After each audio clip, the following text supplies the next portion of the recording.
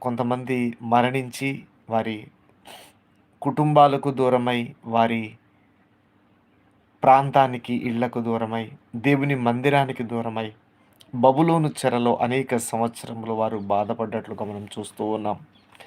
మన జీవితంలో కూడా కొన్ని సందర్భాల్లో మనం చెరలోనికి వెళ్ళిపోతూ ఉంటాం.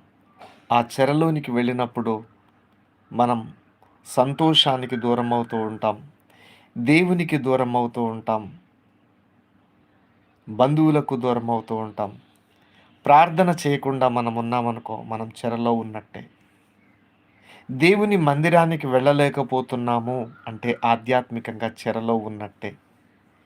దేవుని వాక్య ప్రకారం మనం జీవించట్లేదు అని అనుకుంటే మనం చెరలో ఉన్నట్టే. ఏదో ఒక ఆటంకము, బంధకం మనకున్నదని మనం గ్రహించి, దానిలో నుండి మనము బయటికి రావాలని మనం ప్రార్థన